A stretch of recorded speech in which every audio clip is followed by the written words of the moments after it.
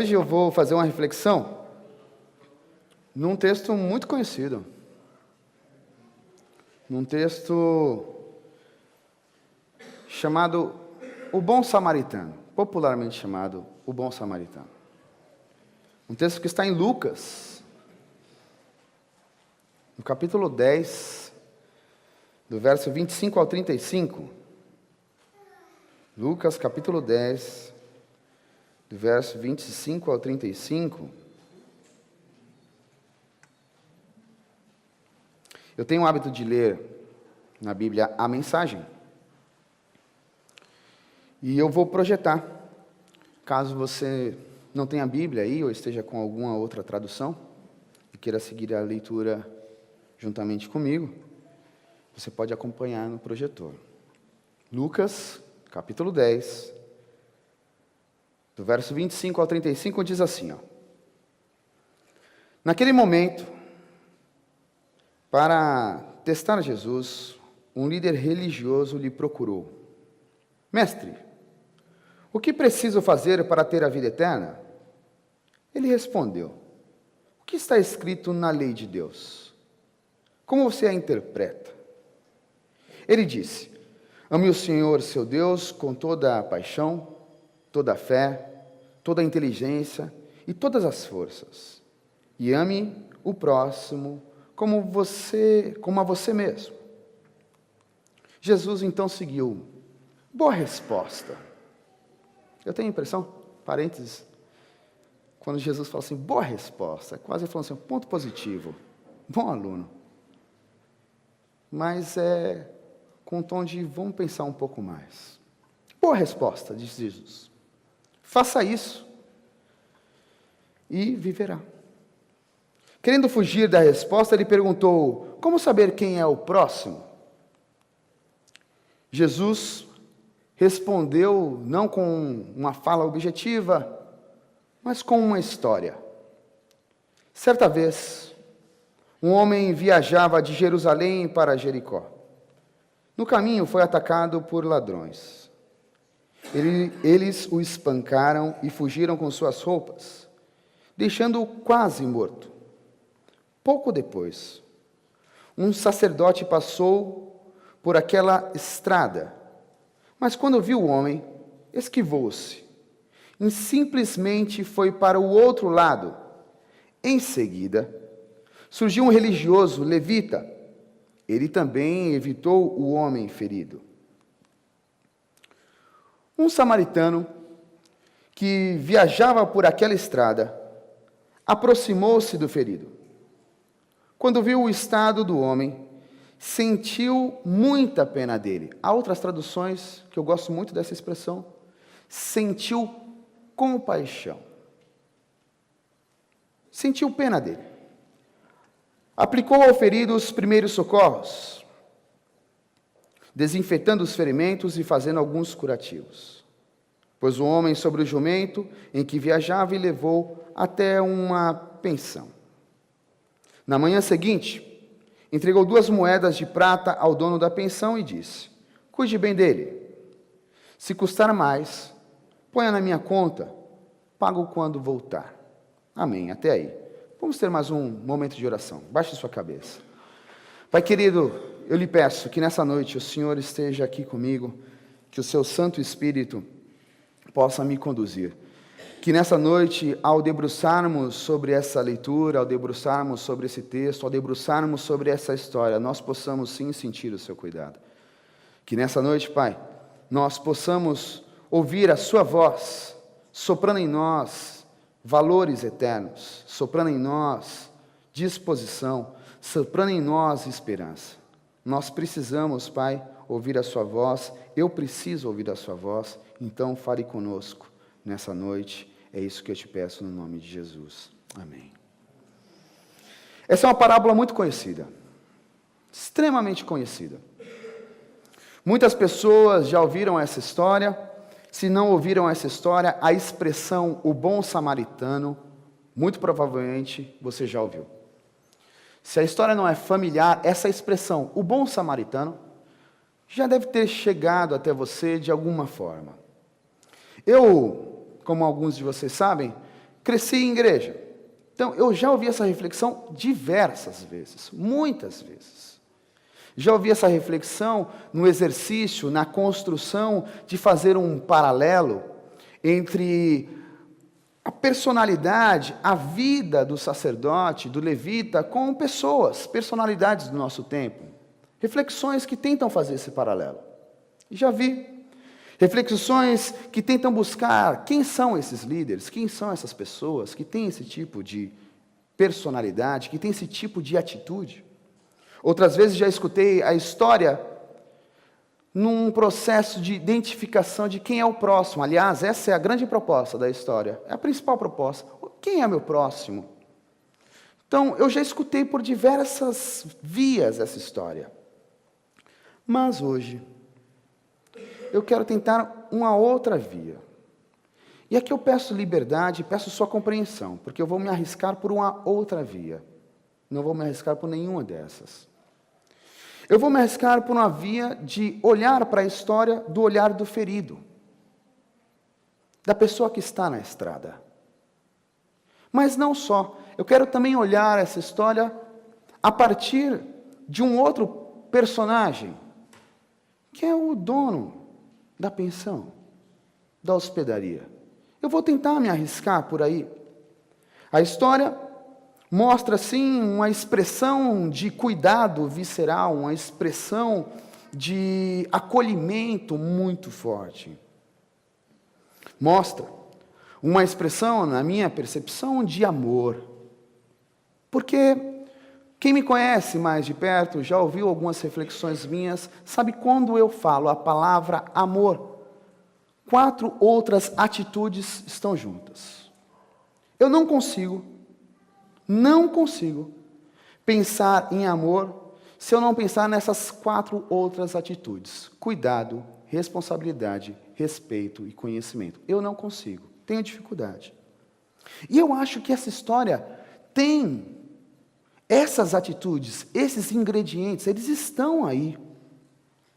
Mas voltando à parábola, voltando aos personagens, eu quero tentar enxergar valores eternos nessa história a partir de quem está lá na lona, lá no chão. Quero tentar encontrar valores eternos nessa história a partir de quem mais precisa de um olhar. Quero tentar encontrar a voz de Deus nessa história a partir daquele homem que teve a sua dignidade jogada na lona. Talvez como muitos de nós. Talvez como muitos de nós hoje. Como acontece na vida. Então, eu quero tentar esse desafio e espero sim que Deus me inspire e que uma boa notícia, que a voz de Deus chegue até você, e eu gostaria de repartir o primeiro ponto contigo, que é: um olhar pode matar ou gerar vida. E faço uma pergunta: qual é o seu? Ou melhor, coloque no plural: quais são os seus olhares? Porque a gente não tem apenas um olhar. Dependendo do dia, dependendo da circunstância, dependendo do momento, dependendo do nosso estado de espírito, os olhares mudam. Dependendo do que a Lília me disse antes de vir para cá, meu olhar vai mudar. Porque muda. Mas o olhar, ele tem a capacidade tanto de gerar vida, como também de destruir. A parábola começa com um homem chamado um mestre da lei, tentando instrumentalizar valores eternos. Eu não sei se você tem essa impressão, mas eu tenho essa impressão. Um homem que sabe da lei, tenta instrumentalizar coisas que são eternas, tenta transformar o que é eterno em objeto. Ele tenta fazer isso. Não sei você, mas eu tenho a impressão que quando o mestre da lei questiona a Jesus, quem é o meu próximo, ele não está preocupado com o outro. Eu não sei você, mas lendo o texto, eu tenho a impressão de quando o mestre pergunta, quem é meu próximo? Ele não está de fato preocupado com as pessoas que estão à sua volta, no seu tempo, não. Ele não está preocupado de fato com esse olhar em direção ao outro. Eu tenho a impressão que, na verdade, ele está preocupado o que terá que tolerar para ficar bem na fita, bonito na foto. O que ele terá que fazer de forma instrumentalizada para ficar bonitinho. Bom moço, carinha de bom moço. Eu tenho essa impressão. Lendo, não me parece genuíno querer saber quem é o próximo. Não me parece. Parece, de fato, esse processo de instrumentalização. Eu fico com essa sensação de um olhar exclusivamente para si. E aqui nós precisamos ser sinceros. Você não, porque eu acho que você não é igual o Will, não. Mas o Will aqui que vos fala. Em alguns momentos tem um olhar bem para si. Bem individualizado. Tem alguns momentos o Will quer ficar bem na fita, sabe? Carinha de bom moço. E isso é destruidor. Porque olhar apenas para si significa desconsiderar o outro e significa desconsiderar a vida. O mestre da lei tem esse olhar apenas para si, ele não está nem um pouco preocupado de qual é o bem, o que eu devo fazer para alimentar a vida do outro. Não, ele não está preocupado. Ele quer saber o que eu preciso fazer de forma estruturada para que Jesus olhe para mim e fale, joia. Por isso eu tenho inclusive a impressão de, na resposta de Jesus, ele falar o seguinte, boa resposta, quase bom menino. Tá, perfeito. Na resposta, na teoria, tá perfeito. Mas na prática, será que é isso? Por isso eu tenho a impressão que Jesus, inclusive, continua, ele estende a conversa. Ele tensiona a conversa. Ele não para ali. Porque bastava. A resposta estava correta. Politicamente correta. Mas Jesus tensiona. Não é só isso. Vamos pensar um pouco mais. E eu tenho a impressão que às vezes o Espírito Santo pega o Will e fala assim, Will, vem, vamos pensar um pouco mais. Para eu mudar esse olhar, porque esse olhar desconsidera assim a vida, desconsidera o outro, e isso é muito triste. Jesus, vendo, percebendo essa atitude do mestre, que estava cheia de dureza, ele conduz a conversa, tensionando ela, mas com doçura.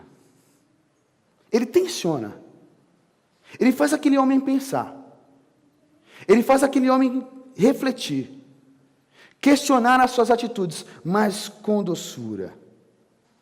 E ele tem a capacidade de apresentar para o mestre da lei uma percepção linda, magnífica, que para que a vida de fato seja salva é preciso compaixão. Amar o próximo tem um quinhão grande de compaixão. E essa é uma palavra também muito bonita. Porque compaixão é aquele coração que bate junto com o seu. E se a gente tem compaixão, não tem como ter um olhar individualista, só para si. Não dá. É um contrassenso. Não tem como. Se você é compassivo, não tem como apenas olhar para si. Não dá. Então Jesus apresenta sim que os valores, que o caminho, que a salvação, que a vida pode acontecer, mas através da compaixão. Para que uma vítima que está no chão, machucada, dolorida, dilacerada, com todas as suas feridas expostas, para que ela saia dessa condição, é preciso compaixão. É preciso mais do que respostas prontas. É preciso mais do que o politicamente correto, é preciso sim romper, porque o politicamente correto para um samaritano não seria se aproximar daquele homem. Então nós vamos, sim, em um outro processo por causa da compaixão. Jesus, de uma forma bonita, cheia de doçura, faz esse homem entrar sim em conflito consigo mesmo. Faz esse homem refletir a respeito da compaixão. E eu gosto muito de ler e ficar pensando pensamentos e ideias. E tem um livro que eu li, um livro que Dalai Lama escreveu, e ele escreve algo sobre compaixão que eu acho muito bonito, que eu queria repartir com vocês. Ficou baixinho, pequenininho ali, mas eu vou ler aqui. Diz ele: compaixão é um profundo desejo de ver os outros aliviados do sofrimento. Eu achei isso magnífico.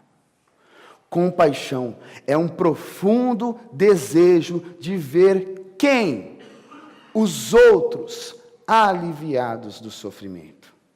E ele segue falando que compaixão é uma faceta do amor.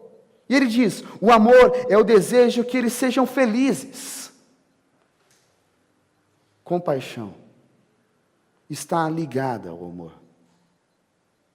Compaixão está ligado ao processo de tirar o outro do sofrimento, mas não só isso, proporcionar a ele felicidade.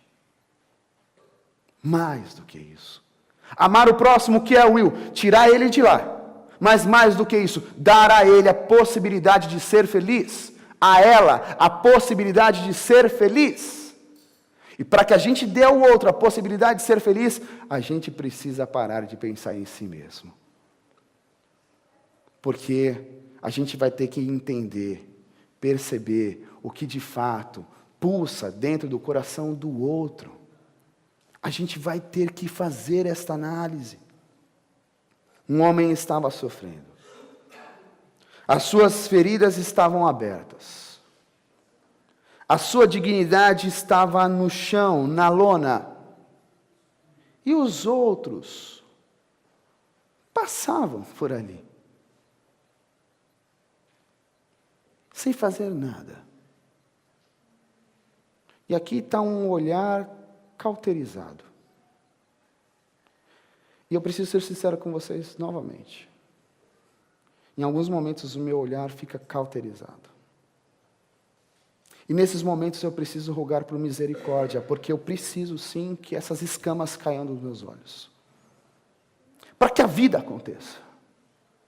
Porque esses homens passaram por ali, olharam para aquele rapaz que estava ali, machucado, ensanguentado, numa situação e numa condição, numa cena triste, dolorida, e que fizeram?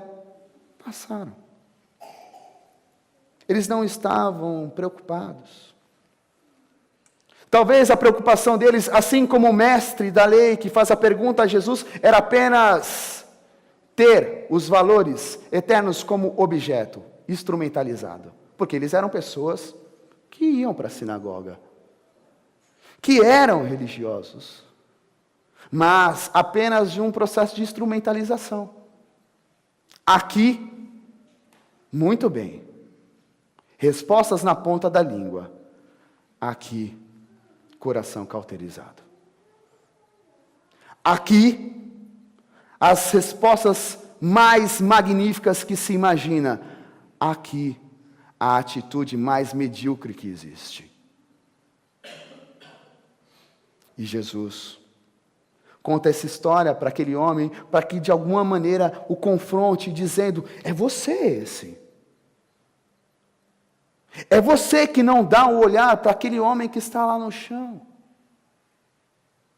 E aí você vai me dizer o seguinte: Will, mas por que você está tão preocupado? E por que? Você não falou que ia falar sobre o olhar de quem está no chão? Eu estou dizendo isso.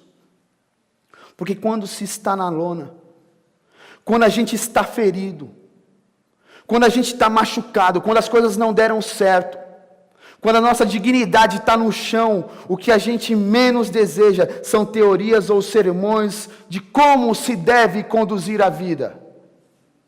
E a gente tem mania de fazer isso. O outro está dolorido, está machucado, as coisas não deram certo. E a gente quer dar um sermão de como se constrói a vida. Ele já está dolorido. Quando a gente está machucado, quando a gente está ferido, o que a gente menos espera são palavras de reafirmação que a vida é perigosa. Ou aquela famosa frase que desculpe, pai e mãe, mas eu preciso dizer, vocês fazem de vez em quando, eu não falei? Eu te disse. E eu sei o que você está querendo mostrar, mas já está machucado. Já está dolorido. E eu não estou falando de uma brincadeira qualquer. Eu não estou falando da queda da bicicleta. Como minha mãe, uma vez, me disse, não sai, que está chovendo e vai cair. Eu, teimoso, saí, o que aconteceu? Caí. Voltei, o que eu ouvi? Eu falei, eu não disse. Eu não estou falando da queda da bicicleta. Eu estou falando dos tropeços que a gente dá na vida. Eu estou falando das circunstâncias que angustiam. E aí, eu e você, olhamos para quem está ali já na lona, eu avisei. Eu disse. Isso não é compaixão. Não é. Isso é dureza. Isso é olhar cauterizado. Isso é coração como pedra.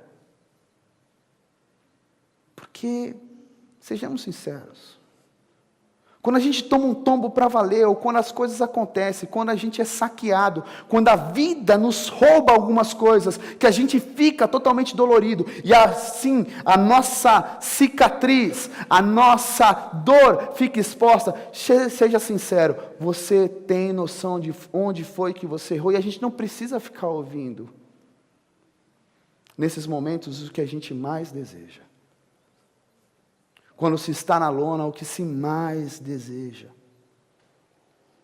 é um olhar afetuoso, cheio de cuidado, misericordioso.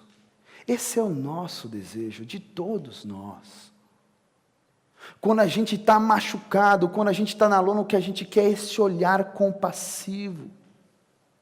Então, deixa eu lhe dizer uma coisa. Se você escutou algumas vezes, alguns momentos, eu não disse, eu não falei, está vendo? Eu queria te apresentar hoje uma outra proposta, e não é uma proposta minha, é uma proposta de um Deus cheio de amor. Se você vacilou na vida, e isso te gerou alguns prejuízos, se você foi saqueado na estrada da vida, porque estava desatento, porque alguém te fez algo, e a ferida está aberta, está sangrando, está dolorido, deixa eu lhe dizer, o Deus de amor não é o que passa de lado, mas sim aquele que olha, cheio de afeto para ti. O Deus de amor é aquele sim que te lança esse olhar compassivo, que te estende a mão, que cuida das suas feridas. Se você vacilou, se você caiu, se você foi saqueado pelas drogas, deixa eu lhe dizer, um Deus de amor jamais passará distante de você. Ele está sim te acolhendo, cuidando de ti. Se você foi violentado pela vida, deixa eu lhe dizer, esse Deus que exala pelos poros graça, quer cuidar de você. Will, e como isso é possível? Simples, Ele é Emmanuel. Sabe o que significa? Ele está conosco. Deus Emmanuel. E o texto, inclusive, mostra isso de alguma maneira, porque o olhar que foi lançado àquele homem que está ferido é um olhar um tanto quanto estranho, diferente, porque não se esperava vir dali. Às vezes, Você está esperando o olhar de um lugar e ele está vindo de outro. Isso não significa que não é Deus, é Ele, porque Ele é Emanuel. Às vezes, o olhar, o cuidado, vem de um lugar onde você menos possa imaginar, vem de pessoas que você menos possa imaginar. Quando perceber isso, deixe-se ser cuidado, porque Ele é Emanuel, Ele mora em nós, Ele está no humano, Ele está na humanidade. E se Ele está na humanidade, este cuidado é fruto, sim, desse Espírito que sopra onde quer. Então deixe ser cuidado, não importa, não importa. Eu confesso, eu lido com adolescentes já faz algum tempo. E por muitas vezes, mais do que 10 vezes, eu já ouvi adolescentes dizer o seguinte: meus pais não me deixam eu cuidar deles. Triste realidade. Porque normalmente a gente acha que para cuidar tem que ser mais adulto, mais maduro, e às vezes o cuidado vem dele, de onde você menos pode se imaginar. Às vezes vem de uma forma despretensiosa, até meio atabalhoada. Mas vem. Está aí. Está aí. Cuidado, vem de onde você menos possa imaginar. Então, não importa de onde vem, isso não importa muito. Will, mas de onde? Não importa. Isso é o que menos você deve se preocupar. O que importa é que Ele é Emanuel, e esse cuidado está aí. Talvez esse olhar terno, cheio de esperança, bateu à sua porta essa semana algumas vezes e você não se deu conta. Talvez esteja batendo hoje e você não se dá conta. Não se dá conta. Porque talvez você esteja acostumado com as respostas politicamente corretas. O cuidado tem que vir de uma determinada pessoa. Não, o cuidado vem da onde o Espírito sopra. Da onde Ele apodera e toma conta, é daí que vem o cuidado. O cuidado vem da onde Deus quer se manifestar, é daí que vem o cuidado. Sim, um olhar pode matar. Mas saiba assim, o olhar de um Deus amor, é aquele que gera vida, deseja te alcançar hoje, amanhã, depois de amanhã. Então, eu vou citar um verso da Bíblia. Quem tem ouvidos, ouça. Porque o Espírito ainda fala. Talvez você que esteja surdo ou cego. Então comece a ouvir. Peça discernimento, sabedoria. Ore para Deus te dar um coração que é sensível à percepção dos movimentos dEle. Segunda coisa que eu gostaria de repartir com vocês. Às vezes é na contramão que se organiza o fluxo da vida. É na contramão, às vezes. A parábola fala que o samaritano fez os primeiros socorros, cuidou das primeiras feridas, depois levou o homem para uma hospedaria, uma pensão. Mas ele, o samaritano, precisava seguir viagem, seguir adiante. Então deixou 2 moedas de prata para custear as despesas daquele homem ferido, com uma promessa que pagaria quando voltar. Curiosidade. Vocês fazem ideia qual é o valor de 2 moedas de prata? 2 moedas de prata. Nos tempos de Jesus, é o equivalente ao pagamento do salário de um trabalho de um homem durante um dia. Em outras palavras, o samaritano cuidou e deixou 2 dias pagos da pensão. Aqui sejamos sinceros. Se fosse você o dono da pensão, se fosse você o dono daquela hospedaria, apenas com uma promessa de quando voltasse pagaria, você aceitaria ou você ficaria receoso? Estaria tudo bem ou você ia falar, eita, e agora? O que eu faço? Porque é isso. 2 dias. E aí quando eu voltar, a gente acerta. Já ouviu isso algumas vezes? Will, daqui a 1 mês a gente acerta, tá bom? Aí esse 1 mês vira 2, 3, 4, 5, pronto, acabou. Imagine você. E aí que eu digo para ti que essa história tem mais do que um homem bom. Eu acho que essa história, inclusive, ela foi muito sacana com o homem da hospedaria. Esse texto, o título, o bom samaritano. Claro que ele é bom. Claro que ele é generoso. Claro que ele tem um olhar. Mas aqui é um outro homem muito bom. Há um outro homem muito, muito bom. Que sim, deixa ser tocado pelo cuidado, pela generosidade.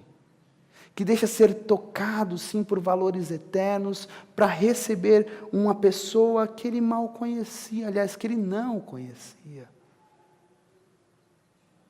O homem da hospedaria deixa-se ser tocado por algo que o faz responsabilizar-se pelo desconhecido. Está aí o amor. Cheio de gentileza, o dono da pensão expandiu as redes, expandiu a expressão ativa do reino de Deus, mostrando uma coisa. Salvação não é algo individual. Qual que era a pergunta lá no começo? O que eu faço para herdar o reino de Deus? Jesus, como é que eu instrumentalizo para livrar a minha? Como é que eu faço para eu ficar bem na fita? Aqui, nas entrelinhas da história. Um homem é tocado pela gentileza, acolhe o outro, responsabiliza-se pelo outro. Sabe por quê? Salvação não é algo individual, é algo coletivo. Mas sejamos sinceros. Algumas vezes o nosso olhar, o nosso jeito, vamos chamar a ordem normal, entre grandes aspas, das coisas, a gente não dá conta disso. Conceber a ideia de que você vai receber alguém, que você tem um mínimo de histórico, é muito difícil. Afinal, várias perguntas vêm à cabeça. Quem é ele? Quem é ela? De onde vem? Qual é a recomendação? O que fez? Para onde vai? A gente fica cheio de medo. E isso vem a partir desse olhar que faz das pessoas objeto. Tudo vira objeto. A gente não está disposto a cuidar afetivamente. Tudo vira objeto e aí o coração fica frio. Porque ele não deixa ser tocado. Mas esse homem da hospedaria vai na contramão de uma cultura. E por isso eu digo, para organizar o fluxo da vida, às vezes nós precisamos ir na contramão. Porque este homem, ele acredita no ser humano. O dono da pensão acredita no ser humano. Porque inclusive ele toma aquele rapaz como sua responsabilidade. Então ele acredita. Cuidado, às vezes, só se viabiliza num movimento de contracultura. Porque se a gente vai na nossa cultura, a favor da nossa cultura, não tem cuidado, o que há é indiferença. Na cultura com nós vivemos, não há cuidado. O que há é indiferença. O que há é o fast food. Eu não quero cuidar, eu não quero perder tempo com isso. O olhar da esperança, em meio ao caos, é contra a cultura. É algo que está na contramão. Esperança, Will, em São Paulo. Esperança no Brasil. Esperança no humano, pois é, esperança em meio ao caos. Isso é um olhar contra a cultura. Ir contra a cultura é assumir outras posturas. Quando todos correm, quando todos estão desesperados, como diz Lenine, eu faço hora e vou na valsa. Contra a cultura. Quando todo mundo tem como prioridade o dinheiro, o sucesso, eu faço coro com o Frejá e digo a ele mesmo quem é o dono de quem. Sabe para quê? Para eternizar os meus dias. Para aproveitar os momentos simples que eu tenho. Com a minha família, com os meus amigos. Olhar da contracultura é quando a indiferença e a maldade parecem ter tomado conta de tudo. Minha opção é por mais amor. Eu acelero o pé. Eu coloco o pé no acelerador, na direção do amor. Will, mas não vale a pena. Não é se vale a pena. Eu optei por mais amor. É uma opção. Eu optei. O dono da pensão não teve uma atitude qualquer. A sua atitude não foi ordinária, não foi medíocre. O dono da pensão teve uma atitude de se responsabilizar pela manutenção da vida. Porque é apenas cuidando que nós nos responsabilizamos pela manutenção da vida. E algumas vezes nós precisamos sim parar para ver se de fato nós estamos nos responsabilizando pela manutenção da vida. Você está se responsabilizando pela manutenção da vida dos seus filhos? Dos seus amigos? Da sua igreja? Tá? Porque nós precisamos nos responsabilizar pela manutenção da vida. O Deus encarnado é assim. Um transgressor que acredita, sim, na contramão. O Deus encarnado em Jesus é um subversivo, que quando ninguém mais acredita, que ninguém abre mais espaço para um olhar, ele lança um olhar, ele acolhe, ele aposta, ele abriga. É assim. Quando ninguém mais acredita que haverá dias melhores, ele faz novas alianças. Hoje, amanhã, depois de amanhã, e por aí vai. O Deus encarnado em Jesus é esse Deus, sim, que é um escândalo. Que é um escândalo. Deus cuida de nós. Deus é a maior subversão que a humanidade já viu e já pôde experimentar, porque Ele é o próprio amor. E não existe nada mais subversivo que o amor. Porque o amor continua acreditando, sim, que vale a pena insistir na vida. Mesmo em meio ao caos, mesmo em meio à dor, mesmo em meio ao abandono, Ele vai na direção do homem, cuida, acolhe, transforma e diz, vai de novo.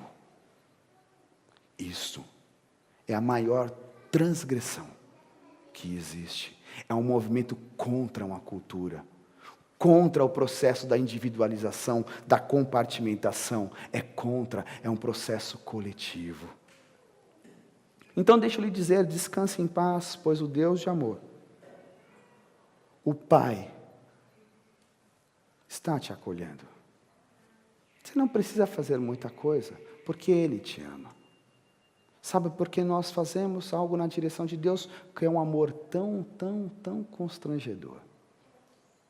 Tão fascinante, que é difícil ficar parado. Então, deixa eu lhe dizer, os braços do Pai é a sua hospedaria. Fique em paz. Fique tranquilo, tranquila. O amor de Deus é o seu abrigo. Para eu finalizar. Cuidado. Cuidado é trazer à vida o que estava morto. E algumas vezes, algumas áreas da nossa da nossa alma, do nosso ser, algumas áreas estão mortas. Algumas vezes, no coletivo, na nossa comunidade, na nossa casa, há gente morta. Cuidado. É trazer à vida o que está morto. É isso. No Evangelho de João, no capítulo 11, Jesus diz: eu sou a ressurreição e a vida, quem crer em mim, ainda que esteja morto, viverá. Crer em Jesus é crer que o amor tem sempre a palavra final. Crer em Jesus é se responsabilizar pela vida e se responsabilizar para que o amor seja real. Crer em Jesus é cuidar de quem está machucado ou machucada pela estrada da vida. Eu e você temos feito isso.